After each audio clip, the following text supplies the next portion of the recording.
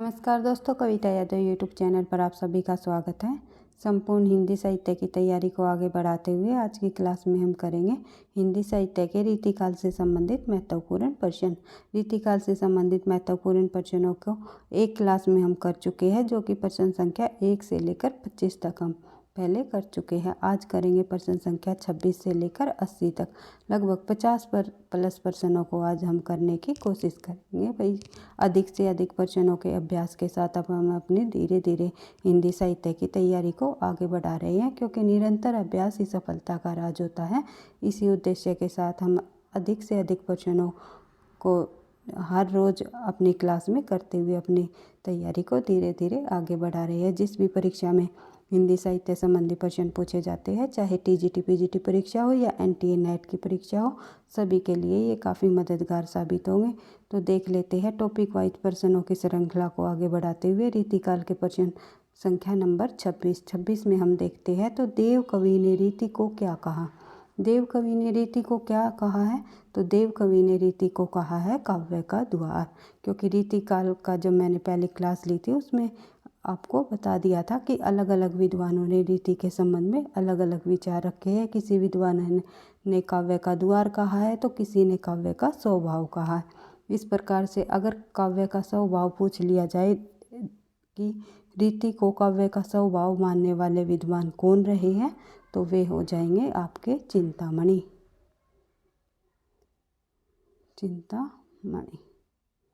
चिंतामणि जो है रीति को काव्य का स्वभाव मानते हैं, लेकिन देव कवि जो है रीति को काव्य का द्वार मानते हैं। तो काव्य का द्वार जो कहा है देव कवि ने कहा है। ट्रिक के साथ भी आप याद रख सकते हो, किसका द्वार? देव का द्वार। इस प्रकार से आप ट्रिक बनाकर याद करना चाहो तो आप कर सकते हो। बढ़ते हैं आगे, देख लेते हैं प्रश्न संख्या हमारा 27। इनमें से रीतिकाल का कौन सा कवि प्रकृति चित्रण के लिए सुविख्यात है? जिस प्रकार से छायावाद कवियों में प्रकृति चित्रण के लिए सुमित्रानंदन पंत जी है, उसी प्रकार से ट्रिक के साथ आपको याद रखना है। छायावाद कवियों में सुमित्रानंदन पंत स से ही नाम है। तो रीतिकाल के कवियों में भी जो प्रकृति चित्रण के लिए सुविख्यात कवि रहे हैं वे रहे हैं सेनापति। स से ही इसका नाम है। इस प्रकार से आपको ध्यान रखना है। बढ़ते हैं आगे, देख लेते हैं प्रश्न संख्या हमारी 28। ललित ललाम के रचयिता का नाम बताइए। तो ललित ललाम जो रीतिकाल के अंतर्गत ग्रंथ लिखा गया वे किस कवि का है? ग्वाल कवि, मतीराम कवि, सूदन कवि या पद्माकर का? इसका जो सही आंसर हो जाएगा वो हो जाएगा मतीराम। मतीराम का जो ग्रंथ है ललित ललाम, ये एक प्रकार से जो है किससे संबंधित ग्रंथ है ये आपको बताना है। ये अलंकार संबंधी ग्रंथ माना जाता है। ललित ललाम ल से आप ट्रिक बना करके याद रख सकते हो, क्योंकि अनुप्रास अलंकार होता है। ललित ललाम आप जब शब्द में देखोगे तो एक अनुप्रास अलंकार आपको दिखाई देगा। तो इसी तरह आप ट्रिक से याद रख सकते हो कि ये एक अलंकार संबंधी जो है ग्रंथ है मतीराम जी का। बढ़ते हैं आगे, देख लेते हैं प्रश्न संख्या 29। अमिये हलाल रस भरे श्याम सवेत रत्नार, जो ये पंक्ति है ये किस रीतिकालीन कवि की है? क्योंकि कई बार परीक्षा में पूछी गई है ये पंक्ति। वेरी वेरी इम्पोर्टेंट है। आपको ये बतानी है कि ये पंक्ति किस कवि की है? बिहारी की, मतीराम की, रसलीन की या पद्माकर की? ये पंक्ति जो है रसलीन की है। कई बार परीक्षाओं में पूछी गई है। रसलीन की पंक्ति है अमिये हलाल रस भरे श्याम सवेत रत्नार, यानी रत्नार से भी आप जो शब्दों के कीवर्ड से आप पहचान सकते हो। रसलीन यानी रस भरे, यहाँ पर जो है रस शब्द आया हुआ है, तो आपको ध्यान रखना है कि ये पंक्ति जो है रसलीन की है। इस प्रकार से हर एक प्रश्नों को जो आपको जो है अगर ये बार बार पढ़ने से भी याद नहीं हो रहा है तो शब्दों की जो ट्रिक बना करके आप याद कर सकते हो। कीवर्ड की इस प्रकार से आप पहचान कर सकते हो कि परीक्षा में जब आपको प्रश्न दिखाई दे तो आप तुरंत उसका आंसर पहचान लो। तो देख लेते हैं प्रश्न संख्या हमारी 30। रीति सुभाषा कवित की वर्णत बुध अनुसार, जो ये पंक्ति है ये उक्ति किस कवि की है? किस कवि द्वारा कही गई है? रीति सुभाषा कवित की वर्णतबुध अनुसार। जो ये पंक्ति है ये कही गई है चिंतामणि द्वारा। चिंतामणि की ये पंक्ति रही है। पढ़ते हैं आगे, देख लेते हैं प्रश्न संख्या हमारी 31। अपनी अपनी रीति के काव्य और कवि रीति पंक्ति से रीति शब्द के किस अर्थ की अभिव्यक्ति हुई है। इस पंक्ति के माध्यम से जो रीति शब्द आया है उसमें किस अर्थ की अभिव्यक्ति हुई है ये आपको बताना है। तो इसका जो सही आंसर हो जाएगा काव्य रचना पद्धति की जो है इसमें रीति शब्द की अभिव्यक्ति हुई है। पंक्ति और कथनों से काफ़ी सारे प्रश्न पूछ लिए जाते हैं। परीक्षा के नए पैटर्न के आधार पर ही जो है हम प्रश्नों को ला करके धीरे धीरे अपनी तैयारी को आगे बढ़ा रहे हैं। आजकल नहीं से संबंधित, कथनों से संबंधित, पंक्तियों से संबंधित इस प्रकार से प्रश्न पूछे जाते हैं। डायरेक्ट ये नहीं पूछा जाता ये रचना किसकी है, ये रचना किस कवि की है, किस विद्वान की है। इस प्रकार से प्रश्न कम पूछे जाते हैं, नहीं से अधिक प्रश्न पूछे जाते हैं। इनमें से कौन नहीं है या असत्य है या फिर जो है कथनों से संबंधित प्रश्न हो गए, पंक्तियों से संबंधित। कथन और पंक्तियों से संबंधित भी रीतिकाल के अंतर्गत जितने भी कथन और पंक्तियाँ रहेंगे उनको भी मैं नेक्स्ट क्लास में लाने की पूरी कोशिश करूँगी। सिर्फ आप लोगों का साथ चाहिए। वीडियो आपको अच्छी लगती है, पसंद आती है तो प्लीज़ लाइक कर दिया करो, क्योंकि आपके एक लाइक से मुझे जो नेक्स्ट क्लास बनाने का मोटिवेशन मिलता है। और कमेंट बॉक्स में भी लिख करके आप बता दे सकते हो कि आपको जो है क्लास कैसी लगी। बढ़ते हैं आगे, प्रश्न संख्या हमारी 32। हिंदी के प्रथम सर्वांग निरूपक आचार्य कौन माने जाते हैं। हिंदी के प्रथम सर्वांग निरूपक आचार्य यानी कि जिन्होंने अपनी रचनाओं में काव्य शास्त्र के सभी अंगों का विवेचन किया है, उस प्रकार का जो प्रथम आचार्य माना गया है वो माना गया है आचार्य केशवदास। केशवदास को हिंदी के प्रथम जो सर्वांग निरूपक आचार्य माना गया है। वैसे केशवदास जी अलंकारवादी आचार्य रहे हैं, ये आपको पता है। और चिंतामणि जो है रसवादी आचार्य रहे हैं। उसके बाद देख लेते हैं प्रश्न संख्या हमारी 33। रीतिकाल कवियों को कितनी श्रेणियों में विभाजित किया गया है। ये आपको पता ही है। रीतिकालीन कवियों को जो है 3 श्रेणियों में विभाजित किया गया है। रीतिबद्ध कवि, रीति मुक्त कवि और रीति सिद्ध कवि। इस प्रकार से रीतिबद्ध कवि घनानंद बोधा आलम ठाकुर रीति मुक्त कवियों में शामिल है। केशव जी, चिंतामणि, भूषण, मतीराम, पद्माकर ये सभी रीतिबद्ध कवियों में आ जाएंगे। और बिहारी जो है रीति सिद्ध कवियों में प्रसिद्ध कवि माने जाते हैं। इस प्रकार से जो है रीतिकालीन कवियों को 3 श्रेणियों में विभाजित किया गया है। बढ़ते हैं आगे, प्रश्न संख्या 34। रीतिकालीन काव्यधारा नहीं है। इनमें से कौन सी रीतिकालीन काव्यधारा नहीं है। अभी हमने पढ़ा था रीतिबद्ध, रीति मुक्त और रीति सिद्ध, ये 3 धाराएं होती है रीतिकालीन कवियों की। 3 श्रेणियों में विभाजित किया गया है। लेकिन रीति भुक्त जो है कोई भी धारा नहीं है रीतिकाल के अंतर्गत। बढ़ते हैं आगे, प्रश्न संख्या हमारी 35। रीति काव्य का मुख्य विषय क्या है। इनमें से रीति काव्य का मुख्य विषय क्या माना जाता है ये आपको बताना है। तो रीति काव्य के अंतर्गत आप लोगों ने देखा होगा नायक नायिका भेद का ज़्यादा विवेचन या वर्णन किया गया है। तो मूलतः जो है इसका प्रमुख का विषय रहा है रीति काव्य के अंतर्गत श्रृंगार। बढ़ते हैं आगे, देख लेते हैं प्रश्न संख्या 26। रीति काव्य का मूल स्रोत। इसमें से रीति काव्य का मूल स्रोत जो पूछा है, कहाँ से रीति काव्य जो लिखा गया उनकी रचनाओं में किसका अनुकरण मिलता है हमें, कहाँ से वे जो है ग्रंथ लिए गए हैं। तो भक्तिकालीन संत साहित्य से, भक्तिकालीन कृष्ण साहित्य से, या भक्तिकालीन राम साहित्य, या संस्कृत के काव्य शास्त्रीय ग्रंथ। संस्कृत के काव्य शास्त्रीय ग्रंथों से जो है रीति काव्य के मूल स्रोत माने गए हैं। बढ़ते हैं आगे, देख लेते हैं प्रश्न संख्या हमारा 37। काव्य शास्त्र की परंपराओं के अनुसार लक्षण ग्रंथों की रचना करने वाले कवि किस काव्य धारा के अंतर्गत आते हैं। काव्य शास्त्र की परंपराओं के अनुसार लक्षण ग्रंथ जिन्होंने किए हैं वे रीतिकाल के अंतर्गत रीतिबद्ध काव्य धारा के अंतर्गत आते हैं। बढ़ते हैं आगे, देख लेते हैं प्रश्न संख्या 38। रीतिसिद्ध कवि किसे कहा गया है? निम्नलिखित में से रीतिसिद्ध कवि किसे कहा गया है? ये आपको बताना है। जो कवि आश्चर्यदाताओं की प्रशंसा करके अर्थ सिद्ध करते हैं। जिन कवियों ने कोई लक्षण ग्रंथ नहीं लिखा किंतु अपने काव्य में रीति परंपरा का अनुसरण अवश्य ही किया है। जिन कवियों ने स्वच्छंद काव्य रचनाएं की है। जिन कवियों ने भक्ति व नीतिपरक काव्य रचे हैं। यानी कि इसका जो हमारा सही आंसर हो जाएगा, रीतिसिद्ध कवियों की जो परिभाषा हो जाएगी वो हो जाएगी हमारी बी। जिन कवियों ने कोई लक्षण ग्रंथ तो नहीं लिखा लेकिन उन्होंने जो अपने काव्य में रीति परंपरा का अनुसरण करके रचनाएं लिखी हैं, ये हो जाएगा रीतिसिद्ध कवि। पढ़ते हैं आगे, देख लेते हैं प्रश्न संख्या 39। भवानी विलास किस कवि की रचना है? तो भवानी विलास जो है देव कवि की रचना है, जिसमें भवानी दत्त का वर्णन इन्होंने किया है।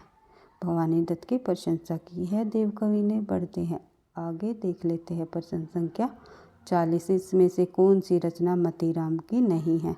नहीं से संबंधित जब प्रश्न आ जाए तो आपको ध्यान से करना है, क्योंकि कई बार परीक्षा में ऐसा हो जाता है हम नहीं पर ध्यान नहीं देते तो आंसर हमारा गलत हो जाता है, तो बाद में हमें पछताना पड़ता है। इसीलिए मैं बार बार आपको यही कहती हूँ, परीक्षा में प्रश्न कठिन नहीं पूछे जाते, आसान पूछे जाते हैं, लेकिन प्रश्नों का पूछने का जो तरीका होता है थोड़ा सा कन्फ्यूजन का होता है। कई बार नहीं से संबंधित अधिक प्रश्न पूछ लिए जाते हैं, तो बार बार जो हमारा माइंड जो है नहीं पर ध्यान नहीं दे पाता, तो इसलिए हम कई प्रश्न तो नहीं से संबंधित जो होते हैं वे गलत ही करके आ जाते हैं, तो बाद में देखते हैं कि इसमें नहीं पूछा हुआ है तो हम है करके आ जाते हैं। तो इसी प्रकार से जब भी आप कोई भी परीक्षा दो तो प्रश्नों को बिल्कुल ध्यान से समझकर पढ़ते हुए चलना है, ताकि आप हर एक प्रश्न का आंसर सही कर सको।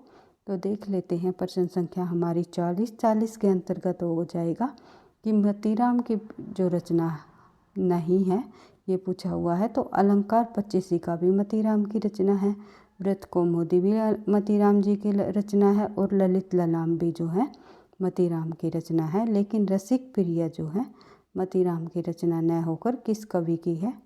केशवदास जी की रचना रही है रसिक प्रिया, ये आपको ध्यान रखना है। और जो रसिक प्रिया का जो समय है वो है 1591 ईस्वी, यह भी आपको ध्यान रखना है, क्योंकि कई बार जो है केशवदास की रचनाओं को क्रम वाइज लगाने को दे दिया जाता है। बढ़ते हैं आगे, प्रश्न संख्या 41। इनमें से कौन सी रचना केशवदास की नहीं है?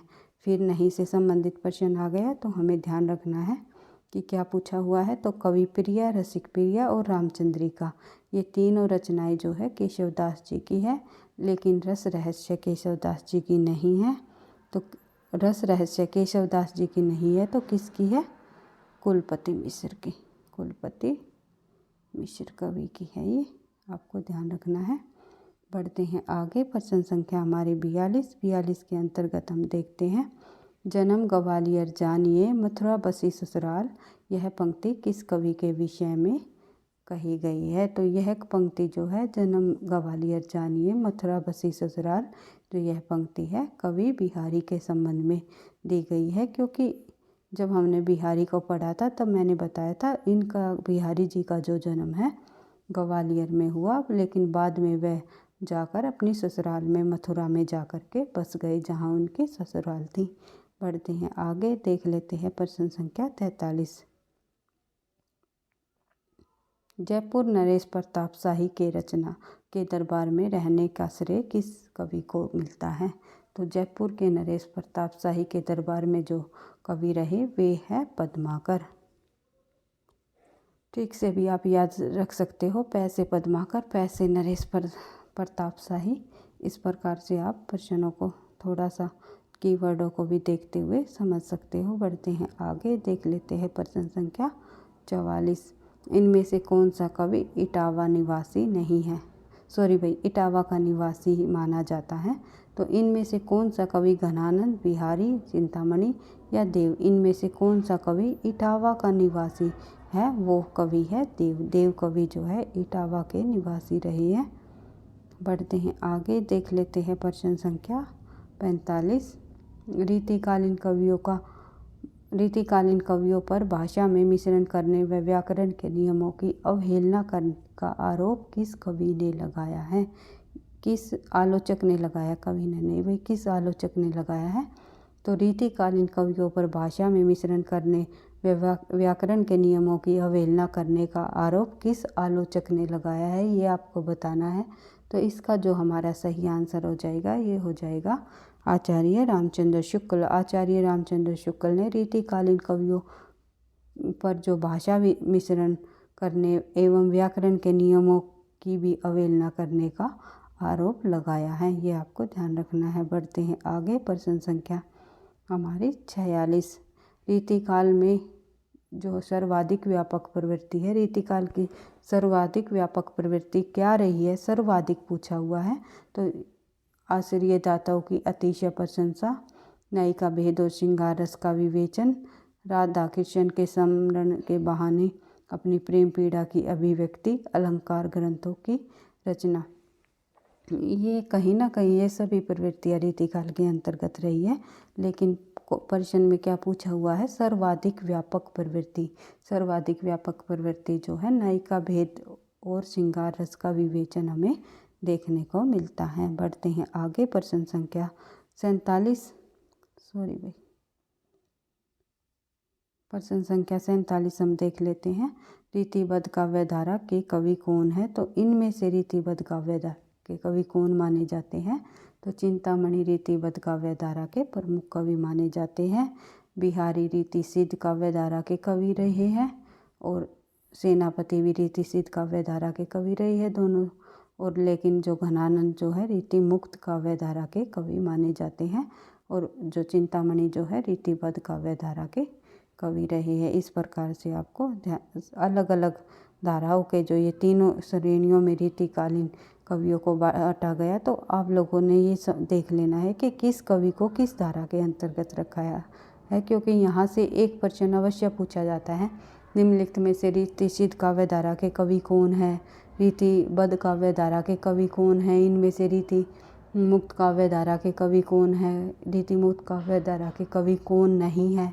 इस प्रकार से अवश्य ही प्रश्न पूछा जाता है रीतिकाल के अंतर्गत। तो आपको हर एक कवियों को ये पता कर लेना है कि कौन सा कवि किस धारा के अंतर्गत आता है। बढ़ते हैं आगे। प्रश्न संख्या 48। रीति सिद्ध काव्यधारा के कवि है। तो अब इसमें पूछा है रीति सिद्ध काव्यधारा के कवि। अभी हमने पढ़ा था बिहारी को, बिहारी रीति सिद्ध काव्यधारा के कवि है, लेकिन जो ये अन्य देव, मतीराम और चिंतामणि तीनों के तीनों जो है रीतिबद्ध काव्यधारा के कवि माने जाते हैं रीतिकाल के अंतर्गत। बढ़ते हैं आगे। प्रश्न संख्या 49।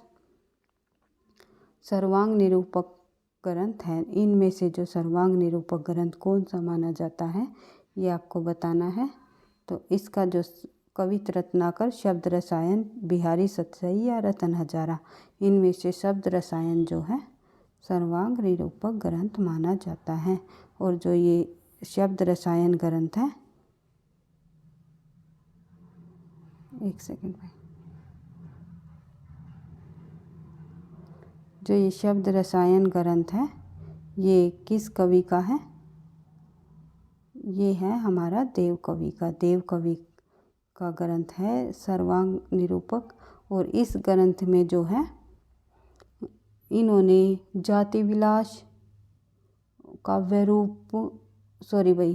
काव्य के रूप के संबंध में बताया है, और जाति विलास भी देव कवि का ही ग्रंथ है। और इसके ग्रंथ में काव्य रूप के विषय में बताया, शब्द शक्तियों का वर्णन इसमें किया है, रस और न्याय का भेद का भी इस ग्रंथ में विवेचन मिलता है। तो इसलिए सभी काव्य शास्त्र के अंतर्गत लगभग सभी अंगों का प्रयोग होने के, विवेचन होने के कारण, प्रयोग होने के कारण, वर्णन होने के कारण जो है यह ग्रंथ शब्द रसायन देव कवि का जो है ये एक सर्वांग निरूपक ग्रंथ माना जाता है। उसके बाद बात कर लेते हैं प्रश्न संख्या 50। रीति काव्य को गुंडेपन और सहोदेपन की हरकत किसने कहा? रीति काव्य को जो है गुंडेपन और सहोदेपन की हरकत माना है मार्कंडेय वाजपेयी ने। मार्कंडेय वाजपेयी ने जो है रीति काव्य को क्या नाम दिया है? गुंडेपन और सहोदेपन की हरकत। इस प्रकार से बढ़ते हैं प्रश्न संख्या 51। प्रश्न संख्या जब हम 51 देखेंगे तो देख लेते हैं व्यंग्यार्थ कौमुदी के रचनाकार कौन माने जाते हैं। ग्रंथ है व्यंग्यार्थ कौमुदी। व्यंग्यार्थ कौमुदी कई बार परीक्षा में पूछी गई है रचना है, वेरी इम्पोर्टेंट रचना रही है, ये रही है प्रताप शाही की। उसके बाद देख लेते हैं आगे प्रश्न संख्या हमारा 52 में पूछा हुआ है तंत्री नाद कवित रस सरस राग रति रंग। यह पंक्ति किस कवि की है? तंत्री नाद कवित रस सरस राग रति रंग जो ये पंक्ति है ये किस कवि द्वारा लिखी गई है, ये आपको बताना है। तो ये पंक्ति जो है बिहारी कवि की है। उसके बाद देख लेते हैं प्रश्न संख्या 53। कवि काव्य का प्रेत किस कवि को कहा जाता, कठिन काव्य का प्रेत जो है किस कवि को कहा जाता है, ये आपको बताना है। कठिन काव्य का प्रेत जो कहा जाता है वो कहा जाता है केशवदास जी को।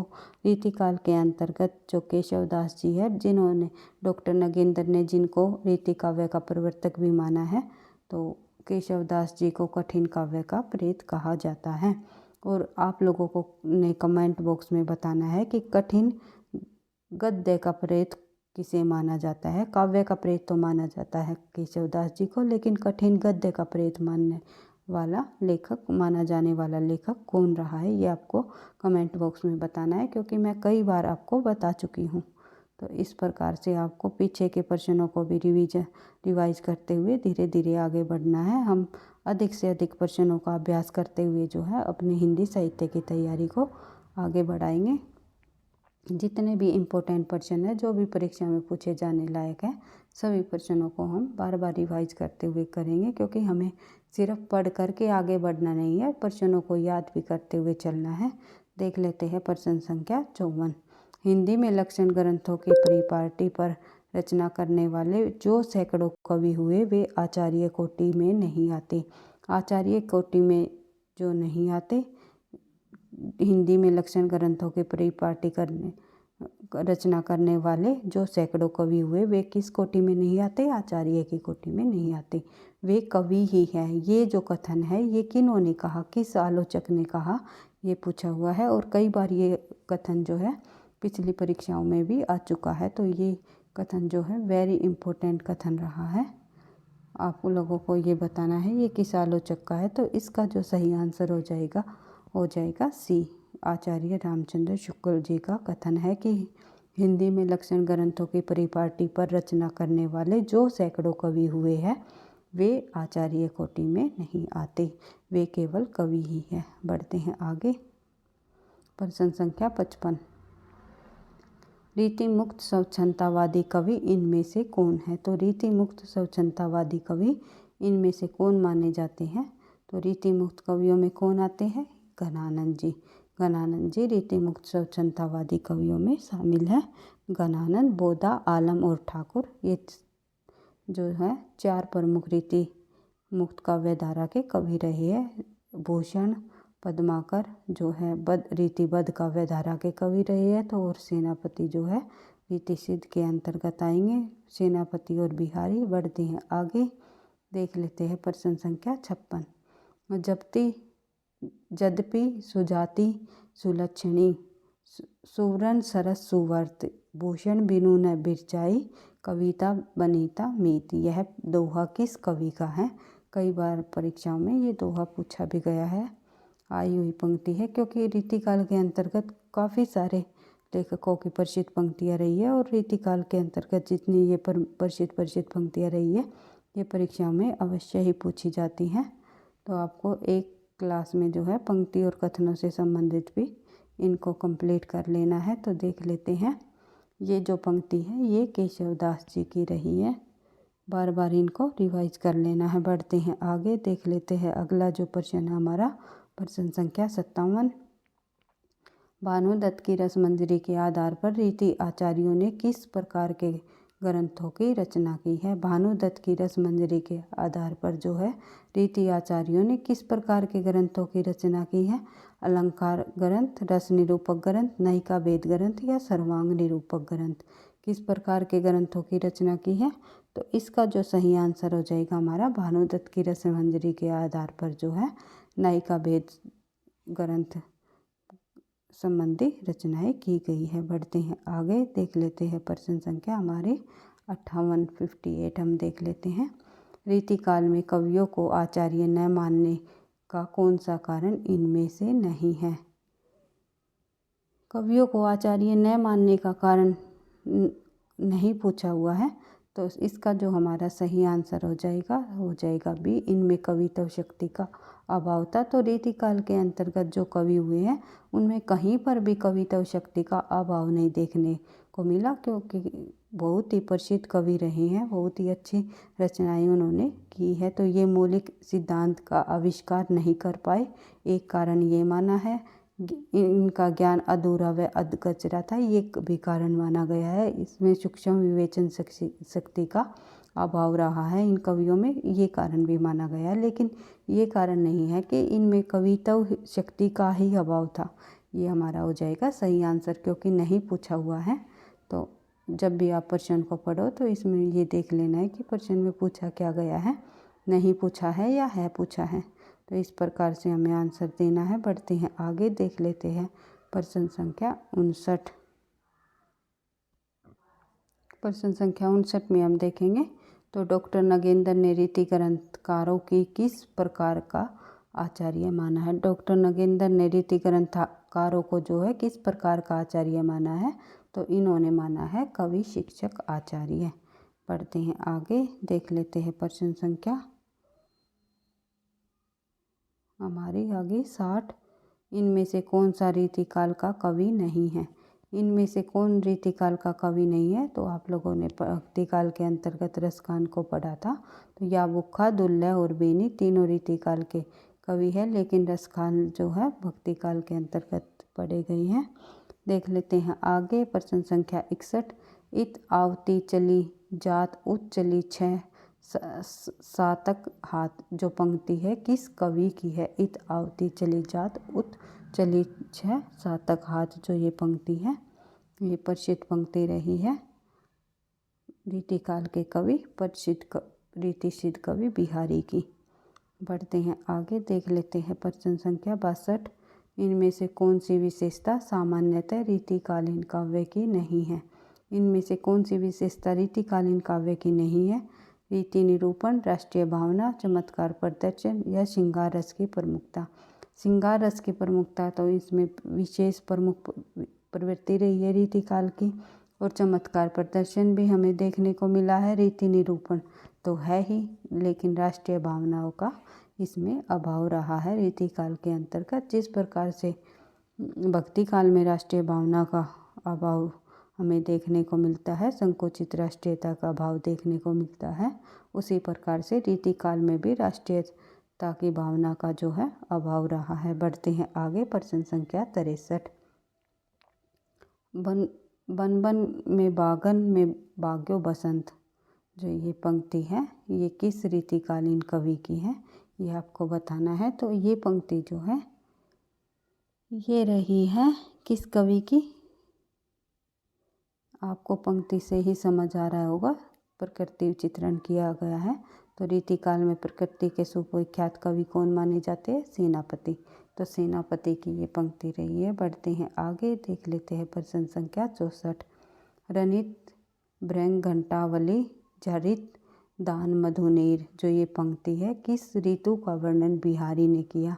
इस पंक्ति के माध्यम से जो है बिहारी जी ने किस ऋतु का वर्णन किया है? कई बार ये पंक्ति भी दे दी जाती है और ये पूछ लिया जाता है ये किस कवि की है। तो आपको ध्यान रखना है ये पंक्ति बिहारी कवि की है, लेकिन बिहारी ने इस पंक्ति के माध्यम से किस ऋतु का वर्णन किया है? ग्रीष्म ऋतु, पावस ऋतु, शरद ऋतु या बसंत ऋतु। इसमें इन्होंने बिहारी जी ने बसंत ऋतु का वर्णन किया है। बढ़ते हैं आगे, प्रश्न संख्या हमारी 65। भाषा के लक्षक व व्यंजक बल की सीमा कहाँ तक है, इसकी पूरी परख इन्हीं को थी। आचार्य रामचंद्र शुक्ल ने कथन में इन्हीं शब्द कवि के लिए किस कवि के लिए प्रयोग किया है? तो आचार्य रामचंद्र शुक्ल ने जो इस कथन के माध्यम से जो इस कथन के अंदर जो इन्हीं शब्द प्रयोग किया है वो किस कवि के लिए प्रयोग किया है, ये आपको बताना है। तो ये प्रयोग किया है घनानंद जी के लिए। भाषा के लक्षक व व्यंजक बल की सीमा कहाँ तक सीमित है, इसकी पूरी परख जो है इन्हीं को थी। आचार्य रामचंद्र शुक्ल ने इन्हीं शब्द जो है घनानंद कवि के लिए किया है। बढ़ते हैं आगे, देख लेते हैं प्रश्न संख्या 66। प्रेम मार्ग का ऐसा धीर पथिक और जवाबदेही का दावा रखने वाले ब्रज भाषा का दूसरा कवि नहीं हुआ। यह कथन किस आलोचक का है?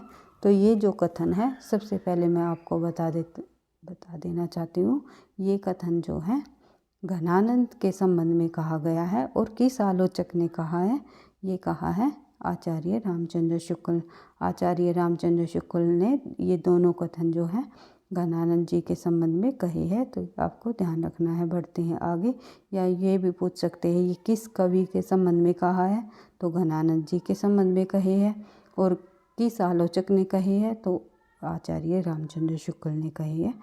ये आपको ध्यान रखना है। बढ़ते हैं आगे, प्रश्न संख्या हमारा आ गई 67 प्रश्न संख्या में हम देखते हैं कौन सा युग्म असंगत है। इनमें से कौन सा युग्म असंगत है, देख लेते हैं। कवि प्रिया बोधा की, हितरंगनी कृपाराम की, रस राज मतीराम की, भाषा भूषण जसवंत की। जो हमारा सही आंसर हो जाएगा वो हो जाएगा कवि प्रिया। कवि प्रिया बोधा कवि की नहीं है। किस कवि की है ये आपको पता ही है। कवि प्रिया रसिक प्रिया मैं कई बार बता चुकी हूँ, तो ये केशवदास जी की है। कवि प्रिया केशवदास जी की। और हित तरंगणी जो है ये कृपाराम की, हमने सबसे पहले ही पढ़ा था रीतिकाल के अंतर्गत। और रसराज जो है मतीराम की, भाषा भूषण जो है जसवंत की है। और हित तरंगणी जो है कृपाराम की है। मैंने आपसे पिछली क्लास में भी पूछा था, हिम तरंगणी जो है रचना जिस पर साहित्य अकादमी पुरस्कार मिला हुआ है 1955 ईस्वी में सबसे पहले साहित्य अकादमी पुरस्कार प्राप्त हुआ था, ये रचना थी माखनलाल चतुर्वेदी की। ये आपको एक दूसरे से मिलती जुलती जो रचनाएं हैं वो आपको बार बार रिवाइज कर लेनी है ताकि आपको पक्की हो जाए परीक्षा तक। बढ़ते हैं आगे, प्रश्न संख्या 68। हिंदी में सर्वाधिक विस्तृत छंद विवेचन ग्रंथ कौन सा है? तो सर्वाधिक विस्तृत छंद विवेचन ग्रंथ हिंदी में कौन सा माना गया है? ये है छंदोरण पिंगल जो ग्रंथ है, छंदोरण पिंगल ग्रंथ, जो कि भिखारी दास जी का है। भिखारी दास कवि का है। रीतिकाल के अंतर्गत ये एक छंद विवेचन सर्वाधिक विस्तृत छंद विवेचन ग्रंथ माना गया है। उसके बाद बात करें आगे, प्रश्न संख्या हमारी 69। सर्वांग निरूपक ग्रंथ रस रहस्य के जो रचनाकार है वो हमने पढ़े ही थे ऊपर की जो प्रश्नों में आया हुआ था। तो रस रहस्य के जो रचनाकार है वो है कुलपति मिश्र। बढ़ते हैं आगे, प्रश्न संख्या 70। भूषण की कविता का प्रधान स्वर क्या रहा है? तो प्रस्तुत जो है भूषण की कविता का प्रधान स्वर माना जाता है। वीर रस के प्रमुख रचयिता रहे हैं भूषण जी। रीतिकाल के अंतर्गत प्रसिद्ध कवि माने गए हैं। वीर रस से संबंधित पढ़ते हैं आगे। भूषण का वास्तविक नाम क्या है? तो भूषण का जो वास्तविक नाम है वो है घनश्याम। घनश्याम जो है भूषण का वास्तविक नाम है घनश्याम। और भूषण इन्हें उपाधि मिली हुई थी। और ये उपाधि किसने दी थी? अगला ही प्रश्न है, देख लेते हैं। तो भूषण कवि की उपाधि है। यह उपाधि किसने दी थी? तो ये उपाधि जो है छत्रपति शिवाजी महाराज छत्रसाल या छत्रपति शाहू महाराज या सोलंकी राजा रुद्र, इनमें से किस राजा ने भूषण को जो है भूषण कवि को भूषण की उपाधि दी थी, ये आपको बताना है। तो सोलंकी राजा रुद्र ने जो है भूषण कवि को भूषण की उपाधि दी थी। उसके बाद देख लेते हैं प्रश्न संख्या हमारी 73। रीतिकालीन राष्ट्रीय कवि है। जो रीतिकालीन राष्ट्रीय कवि, इनमें से कौन कवि ऐसे हैं जो रीतिकालीन राष्ट्रीय कवि रहे हैं? तो जो ये रहे हैं भूषण रीतिकालीन राष्ट्रीय कवि माने जाते हैं। बढ़ते हैं आगे, प्रश्न संख्या हमारी आ गई 74। 74 निम्नलिखित में से कौन सा अलंकार निरूपक ग्रंथ नहीं है। इनमें से अलंकार निरूपक ग्रंथ कौन सा नहीं है ये आपको बताना है। तो भूषण कृत शिवराज भूषण, मतीराम कृत ललित ललाम, भिखारी दास कृत श्रृंगार निर्णय या जशवंत कृत भाषा भूषण। आप अगर ट्रिक के साथ इसको देखना चाहोगे तो आपको इन शब्दों से ही पता चल जाएगा कि कौन सा ग्रंथ जो है अलंकार संबंधी है, अलंकार निरूपक है। तो यहाँ पर आप भाषा भूषण भूषण कृत जो शिवराज भूषण है, भूषण का ही अर्थ होता है अलंकार, तो आपको पता होगा ये अलंकार संबंधी ग्रंथ है। मतीराम ल मैंने अभी बताया था कि ल से जब हम शब्द से ही हमें पता चल रहा है ये अनुप्रास अलंकार है इसमें, तो ये भी एक अलंकार संबंधी ग्रंथ है। और जसवंत का भी जिसमें भूषण शब्द आ गया तो ये भी अलंकार संबंधी ग्रंथ है। लेकिन भिखारी दास का जो है श्रृंगार निर्णय एक अलंकार संबंधी ग्रंथ नहीं है। बढ़ते हैं आगे, देख लेते हैं प्रश्न संख्या हमारी 75 शरव रस विवेचक ग्रंथ सुधानिधि के रचनाकार कौन माने जाते हैं। सरव रस जो विवेचक ग्रंथ है सुधानिधि के रचनाकार कौन कवि माने जाते हैं। तो तोष कवि जो है सुधानिधि के ग्रंथ के रचनाकार माने गए हैं। पढ़ते हैं आगे, देख लेते हैं प्रश्न संख्या हमारी आ गई 76 नायिका भेद ग्रंथ है। इनमें से जो है नायिका भेद ग्रंथ पूछा हुआ है वो कौन सा है। देव कवि का जाति विलास, भूषण का शिवराज भूषण या मतीराम का वृत्त कौमुदी या भिखारी दास का छंदोरण पर्व जो ग्रंथ है वो पिंगल ग्रंथ है। जो छंदोरण पिंगल ये ग्रंथ है किन का, भिखारी दास जी का। ये किस प्रकार का ग्रंथ है अभी हमने पढ़ा था, उसमें छंदों का विवेचन अधिक से सर्वाधिक छंदों का विवेचन किया गया है। लेकिन पूछा क्या गया है प्रश्न में नायिका भेद ग्रंथ। तो इनमें से जो है हमारा जो सही आंसर हो जाएगा वो देव कवि का जाति विलास जो है नायिका भेद ग्रंथ माना जाता है। बढ़ते हैं आगे, प्रश्न संख्या हमारी आ गई 78 भूषण किस काव्यधारा के कवि है। अभी हमने पढ़ा था तो भूषण जो है रीतिबद्ध काव्यधारा के कवि माने जाते हैं, जो कि वीर रस के प्रसिद्ध कवि माने गए हैं। रीतिबद्ध काव्यधारा के अंतर्गत कई बार परीक्षा में प्रश्न पूछा गया है कि रीतिबद्ध काव्यधारा के अंतर्गत वीर रस के प्रसिद्ध कवि कौन रहे हैं, तो वे रहे हैं भूषण। उसके बाद बात करें प्रश्न संख्या 79 आचार्य भिखारी दास कृत प्रमुख काव्य शास्त्रीय ग्रंथ कौन सा है। तो प्रमुख आचार्य भिखारी दास कृत जो है प्रमुख काव्य शास्त्रीय ग्रंथ पूछा हुआ है तो ये है काव्य प्रकाश, काव्य निर्णय, काव्यांग प्रकाश या रस सारांश। इनमें से काव्य निर्णय जो है भिखारी दास का जो है काव्य शास्त्रीय संबंधी ग्रंथ माना गया है। उसके बाद आज का हमारा अंतिम प्रश्न जो है वो देख लेते हैं। शिवराज भूषण में कितने अलंकारों का उल्लेख मिलता है। 95, 105, 125 या 205। शिवराज भूषण का जो ग्रंथ है भूषण कवि का जो ग्रंथ है शिवराज भूषण, वो उसमें कितने अलंकारों का उल्लेख मिलता है। एक अलंकार संबंधी ग्रंथ है, ये आप लोगों ने देख ही लिया। तो अब अलंकारों की संख्या पूछी गई है कितने अलंकारों का उल्लेख इस ग्रंथ में दिया गया है। तो इसका जो सही आंसर हो जाएगा वो हो जाएगा 105। 105 अलंकारों का उल्लेख भूषण कृत शिवराज भूषण अलंकार संबंधी ग्रंथ में हमें देखने को मिलता है। इस प्रकार से जो है हमने रीतिकाल से संबंधित लगभग 55 प्रश्नों को आज की क्लास में हमने कंप्लीट कर लिया है। इसी प्रकार से धीरे धीरे हर रोज़ हिंदी साहित्य के टॉपिक वाइज प्रश्नों की अधिक से अधिक अभ्यास करते हुए हम अपनी तैयारी को आगे बढ़ाएंगे। वीडियो पसंद आई तो लाइक करना, क्योंकि आपके एक लाइक और कमेंट से ही मुझे नेक्स्ट क्लास बनाने का मोटिवेशन भी मिलता है। पढ़ते रहना, आगे बढ़ते रहना, और कोई भी किसी भी प्रकार का डाउट हो तो कमेंट बॉक्स में लिख करके पूछ सकते हो। मैं अवश्य ही आपको जो है समझाने की कोशिश करूँगी, बताने की कोशिश करूँगी। और ये आप ये भी बता सकते हो कि किस प्रकार से आप लोगों को क्लास चाहिए, नेक्स्ट वीडियो आपको किस टॉपिक पर चाहिए। मैं पूरी कोशिश करूँगी कि आपके अनुसार ही मैं जो है हिंदी साहित्य संबंधी हम जो तैयारी कर रहे हैं आपके अनुसार क्लास लेकर के मैं आऊँ।